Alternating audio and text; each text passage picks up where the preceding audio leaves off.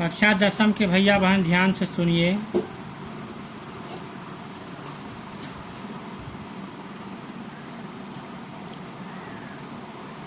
पांचवा गद्य खंड हम पढ़ रहे हैं, पृष्ठ संख्या 16 पर। इसे देखिए। इदं तु सम्यक् वक्तुं शक्यते यत् नैतिकता आचरणस्य नैतिकतायाश्च मुख्य उद्देश्य स्वस्य अन्यस्य च कल्याणकरणं भवति। यह ठीक प्रकार से कह सकते हैं कि नैतिकता का व्यवहार करने से और नैतिकता आचरणस्य नैतिकता के आचरण का और नैतिकता का मुख्य उद्देश्य अपना तथा दूसरों का कल्याण करना होता है। इस लाइन को फिर से सुनिए। यह हम ठीक से कह सकते हैं कि नैतिकता के आचरण का और नैतिकता का मुख्य उद्देश्य अपना तथा दूसरों का कल्याण करना होता है। कदाचित एवमपि दृश्यते यत् परेषां कल्याणं कुर्वन् मनुष्य स्वीयां हानिं कुरुते। कभी कभी ऐसा देखा जाता है कि दूसरों का कल्याण करते हुए मनुष्य अपनी हानि कर लेता है। एवं विधम नैतिकता आचरण विशिष्टम महत्वपूर्णम च मन्यते। इस प्रकार की नैतिकता का आचरण विशिष्ट और महत्वपूर्ण माना जाता है। परेषां हितम नैतिकताया प्राणभूतम तत्वम। दूसरों का कल्याण करना नैतिकता का प्रमुख तत्व है। आगे 6वें उच्छ्वास में देखिए। गद्य खंड 6वां है, पृष्ठ संख्या 17 पर।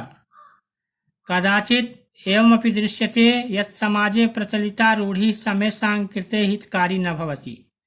कभी कभी ऐसा भी दिखाई पड़ता है कि समाज में प्रचलित रूढ़ियाँ सभी के लिए हितकारी कल्याणकारी नहीं होती है।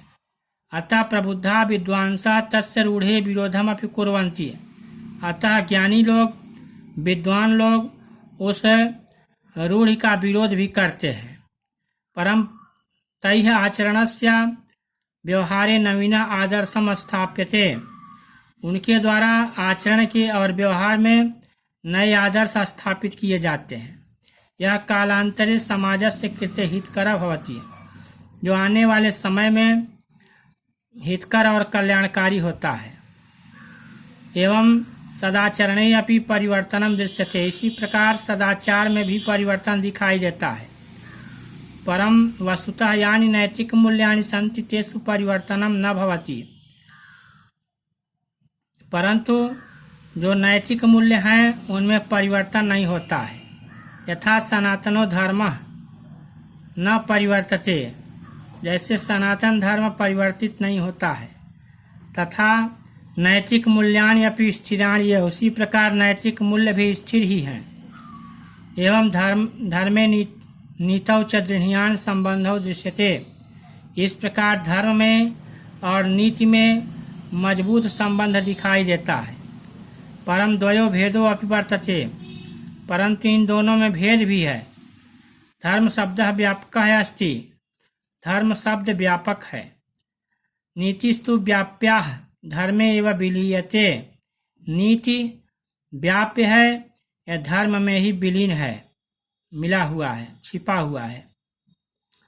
यानि आवश्यक करणीयानि कर्तव्यानि यैः पुण्यानि नोपलभ्यते तेषां गणना धर्मे कृता महर्षिभिः धर्माचार्यैः। महर्षियों और धर्माचार्यों के द्वारा जो आवश्यक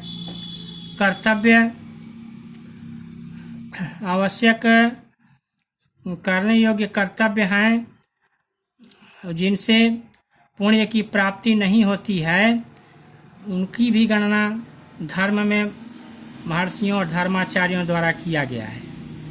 नीति लौकिकम कल्याणम कुरुते। नीति ही लौकिकम कल्याणम कुरुते। नीति लौकिक कल्याण करता है, सांसारिक हित करता है। धर्मस्तु लौकिकम पारलौकिकम च कल्याणम कुरुते। किंतु धर्म लौकिक और पारलौकिक दोनों प्रकार से हमारा हित करता है। उभयो कुत्रापि सांकर्यमपि प्राप्यते, कहीं कहीं पर इन दोनों में मिला जुला प्रभाव प्राप्त होता है। धर्म है अलौकिकी शक्ति प्रकटयति, धर्म अलौकिक शक्ति को प्रकट करता है। स मुक्ति मार्गम प्रशस्तम करोति, वह मुक्ति के मार्ग को खोल देता है।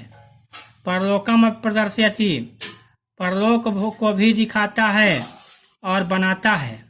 कल्पयति मन बनाता है। नीति ही लौकिकम हितम साधयति, नीति सांसारिक हित को पूर्ण करता है। परम नीति धर्मयो साहचर्यम सर्वैरपि क्रियते, परंतु नीति और धर्म का साथ सबके द्वारा स्वीकार किया जाता है। दार्शनिकै धर्माचार्यैः पौराणिकैश्च धर्मः परिभाषितः। इसकी आगे कल बताएंगे। यहाँ तक जहाँ तक पढ़ाए हैं इस गद्य खंड को लिखकर इसका अर्थ हिंदी में करेंगे। आज के दिन इतना ही। धन्यवाद।